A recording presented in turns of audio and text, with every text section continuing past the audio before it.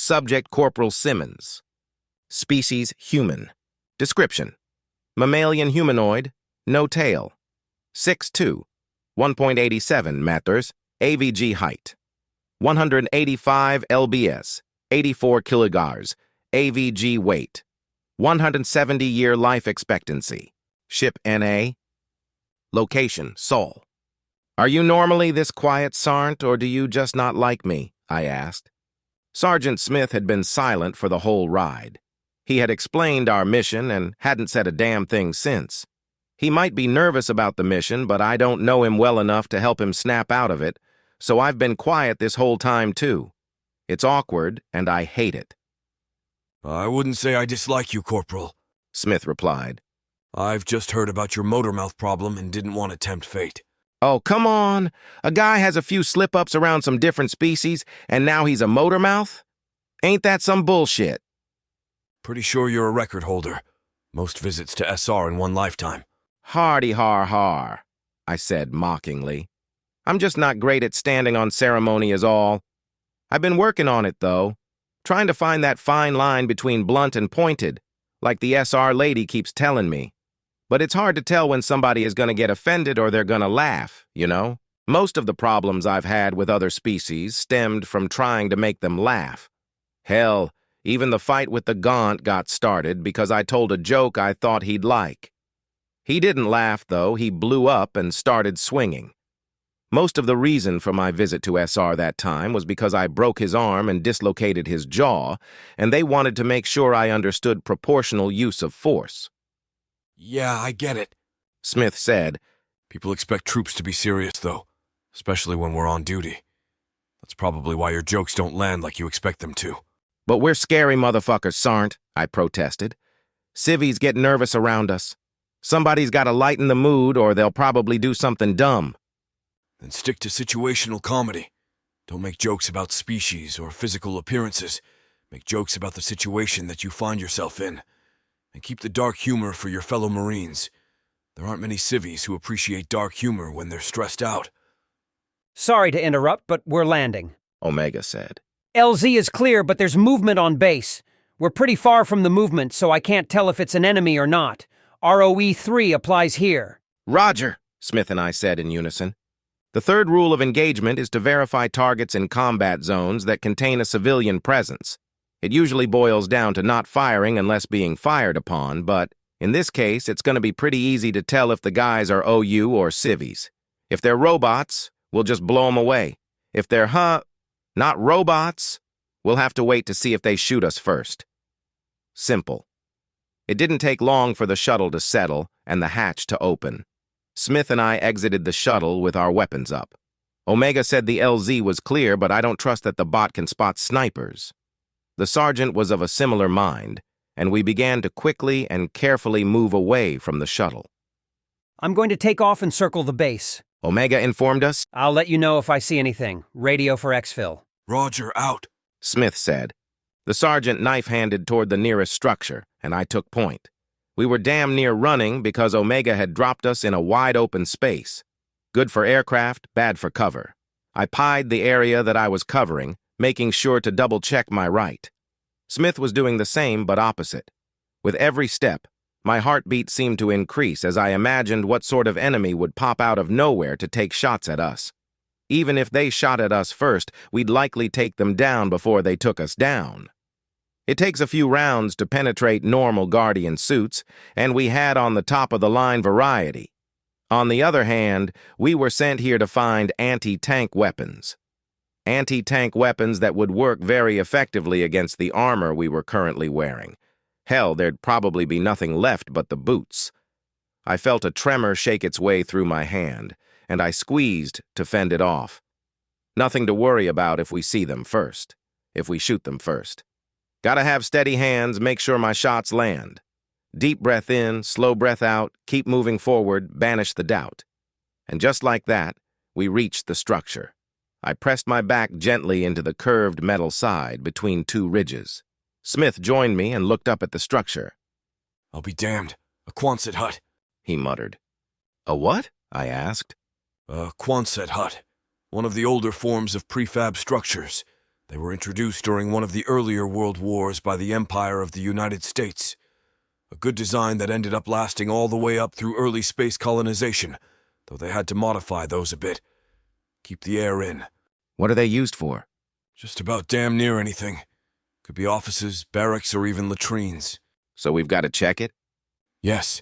I killed my comms and sighed privately as I moved toward the edge of the structure. I quickly peeked the corner, but didn't see anything to shoot at.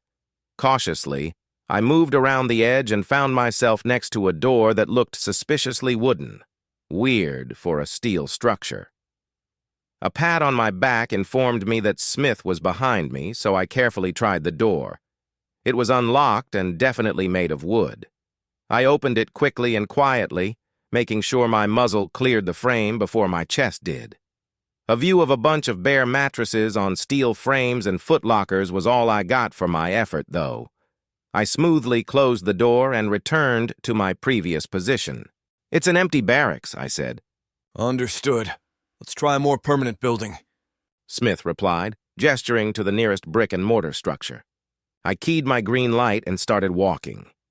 There's an entirely different kind of fear that can affect you when you're surrounded by buildings. But having buildings nearby is much better than having no cover at all. True, some asshole can pop out of a window and start blasting, but at least you might have a chance to get to cover.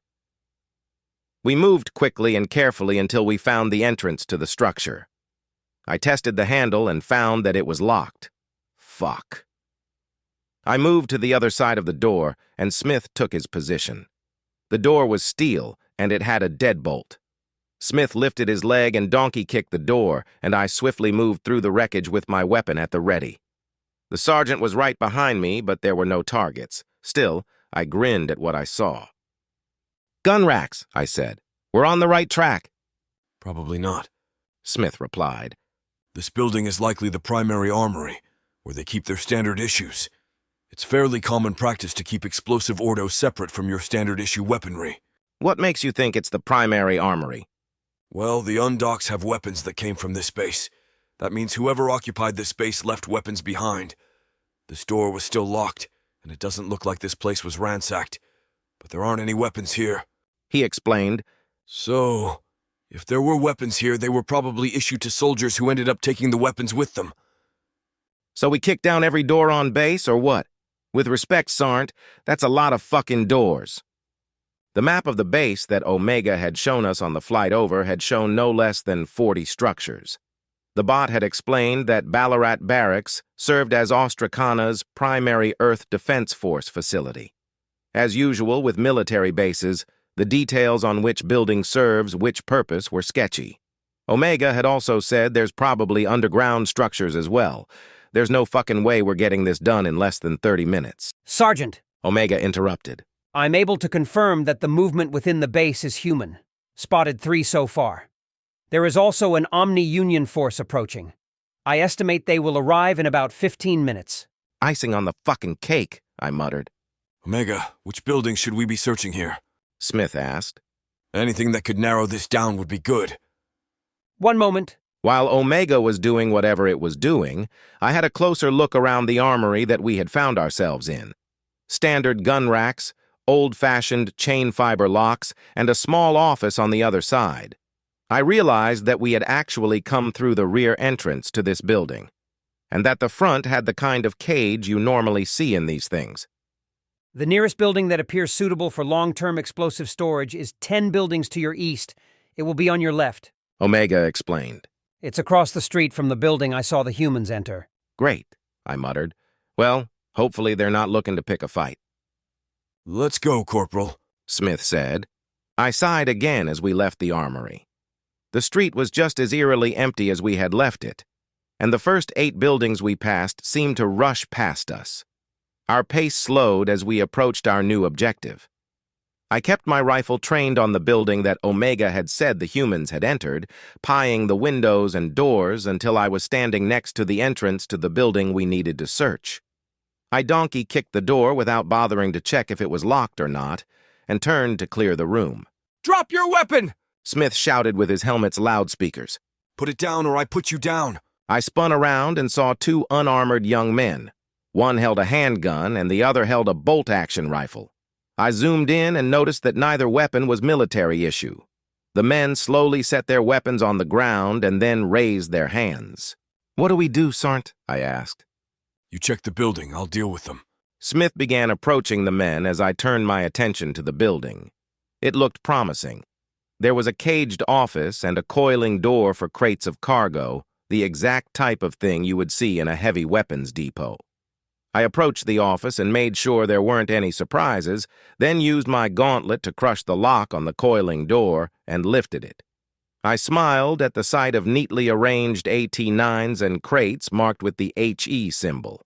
I popped open one of the crates and grinned wildly at the anti-tank mines inside. There was even a handy cart for transpo. It had taken us 9 minutes. Not bad. The AT mines would probably be useful, but not nearly as useful as the AT-9s. The anti-tank 9 is a man-portable, guided, shoulder-fired, reusable, recoilless rocket launcher. Try saying that 5 times fast. It fires a laser-guided saboted heavy armor penetrator, or SHAP, rocket with stealth and shield penetrative capabilities. I got to fire one in boot camp because of my good marksmanship. Only the absolutely top-of-the-line armored vehicles stand any sort of chance against this thing. "We've got the goods, Sarnt," I reported. "Even got a cart to haul them." Good work, Corporal. We've got 5 civvies who've been camping out in the base, surviving on MREs and potable water tanks. "Why here?" I asked. Hold one, he replied. A few moments later, he said, "They're from a nearby small town whose occupants took just about everything with them and pretty much left them for dead. They started nomading it up when they were nearly out of food and lucked out with the base. At least, that's what they're saying." "Are we leaving them?" "No, load up the cart. They'll push it. We'll grab what we can carry." "What if they try something?" Row 3. "Roger that," I sighed. "I don't like it, but I wouldn't be able to sleep good for a while if we left them to the mercy of the Omni Union. Hopefully they are smart enough to realize that it would be a dumb idea to try something." I loaded the cart with several crates of rockets for the AT-9s and 1 crate of AT mines. I found a ratchet strap and used it to secure the load as Smith walked in with the civvies. 2 women and 3 men, appearing to be in their early to mid-20s. They looked nervous as all hell, but I didn't read too much into that. I'd probably be nervous too. "So you're going to get us out of here?" one of the women asked. "Yes, Smith replied. "To where?" the Adelaide City Hall. It has a bunker with supplies that we can hole up in until the counter-invasion gets rid of the OU. Fucking Adelaide. One of the men said with disgust. Beggars and choosers, mate. Another man responded. Let's go. Smith cut in. We don't have time to be chatting. The OU's going to be here soon. The racks holding the AT-9s had them locked into place with steel bars down their barrels. Each of these bars were attached to the rack with their own electronic locking mechanism. Much fancier than the gun racks we'd seen earlier, but Smith and I were able to make short work of them thanks to the Guardian armor. One of the men started pushing the cart, and the rest of us grabbed as many AT-9s as we could carry.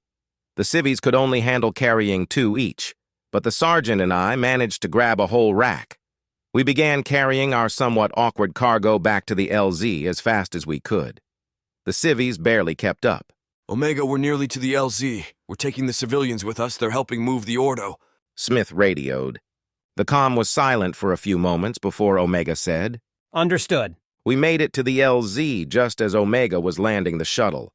Smith and I set the rack down and began covering the civvies as Omega opened the hatch. He told the civilians to load up, and I scanned the horizon, looking for any sort of movement while my heart raced. Part of me hoped that I'd at least be able to down a few of the bots as a sort of revenge for the anxiety.